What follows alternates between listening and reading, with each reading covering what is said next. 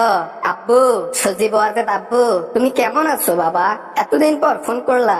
তোমার আম্মুকে বিয়ে করলাম, তারপরও তুমি আসলা না, দাওয়াত দিলাম। শরম নাই, লজ্জা নাই? এই বয়সে এসে আমার মাকে বিয়ে করলেন।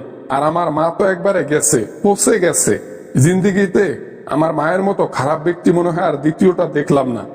যত সব আজে বাজে মা। বাবা রাগ করো না, বাবা রাগ করো না। এমন করে রাগ করলে তোমার মা মন খারাপ করবে। আমি তোমার নতুন আব্বু। তুমি যেভাবে কথা বলতেছো, আমি তো নতুন আব্বু তোমার, তাই না? আমিও তো মন খারাপ করতে পারি। আরে রাখেন আপনার আব্বু টাব্বু, আপনাকে দেখার সময় আছে আমার? হ্যাঁ, আমার মাকে বুদ্ধি দিয়ে আপনি বাংলাদেশকে আবার পাঠিয়ে দিতে চাচ্ছেন। বাংলাদেশের রাজনীতি সম্পর্কে আপনার কোনো ধারণা আছে? আমার মা যা করে এসেছে, দ্বিতীয়বার গেলে কি বাঁচবে আমার মা? দেখো তো বাবা, তোমার মা তো এমনিতেই শিয়ান মাল। তোমার মাকে আমি কি বুদ্ধি দেব? উল্টা আমাকে সে বুদ্ধি দেয় কি করলে কি হবে, আর আমি তাকে বুদ্ধি দেব? হ্যাঁ, এটা তোমার ভুল ধারণা। তুমি তোমার মায়ের সাথে কথা বলে দেখো, আমি বুদ্ধি দেই নাই। তাহলে এই যে হুট করে এই ভিডিও আপলোড করলো কেন? এই বাংলাদেশকে মেসেজ দিল কেন?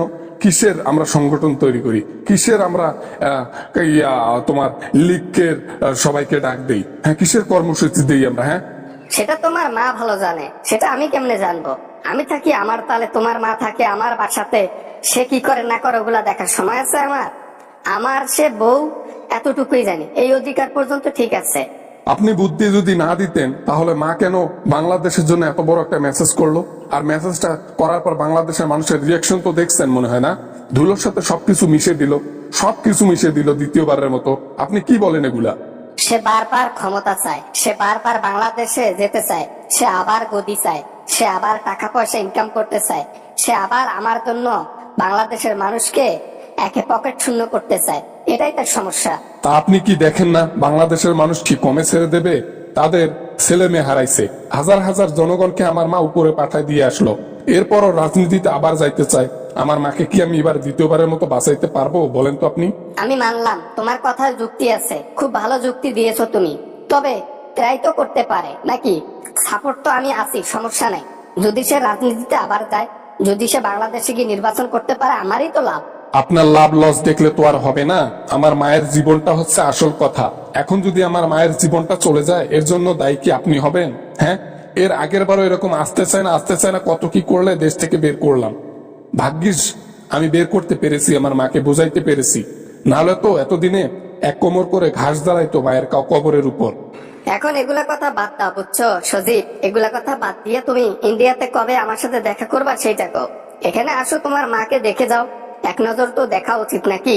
তোমার মায়ের প্রতি ভালোবাসা নাই নাকি তোমার? না, দিন দিন কেউ কমে যাচ্ছে। ভালোবাসা থাকবে কেমনে? মা কি আমার কথা শুনে যে ভালোবাসা থাকবে? বারবার বলতেছি রাজনীতিতে যেও না, বাংলাদেশের জনগণের কাছেও ঘিরো না। তারপর আমার কথার অবাধ্য হয়ে সে বারবার ওইটাই করতেছে। তার জন্য মাকে ভালোবাসা ছেড়ে দিবা? তোমার মায়ের একটু খোঁজ খবর নিবা না? তোমার মা কেমন আছে না আছে? আমি তো তাকে যথেষ্ট ভালো রেখেছি। এখন তুমি এসে ছেলে মানুষ দেখে যাবা, এটাই স্বাভাবিক। আসো, কবে আসবা বলো? না, এখন যাইতে টাইতে পারবো না। যখন যাব তখন বলে যাব, সমস্যা নাই। আমি শুধু একটা সতর্ক করার জন্য ফোন করছি, আমার মাকে রাজনীতিতে যাইতে দিয়েন না। রাজনীতিতে এবার গেলে আমার মাকে আমি বাঁচাতে পারবো না। তাই এটার জন্য আপনাকে দায়ী করব, ঠিক আছে? পরে দেখেন আপনি আবার সামলাতে পারবেন না, ঠিক আছে? আমি জানি আমার মা আপনার ওখানে আছে। আপনি খুঁজলে দিচ্ছেন বারবার যে রাজনীতিতে যাও, অমুক তমুক। আমি জানি তো আপনি কোন শিয়ান মাল। এতটুকুই বলে রাখলাম। ভালো থাকেন, খোদা হাফেজ। মায়ের খেয়াল রাখেন।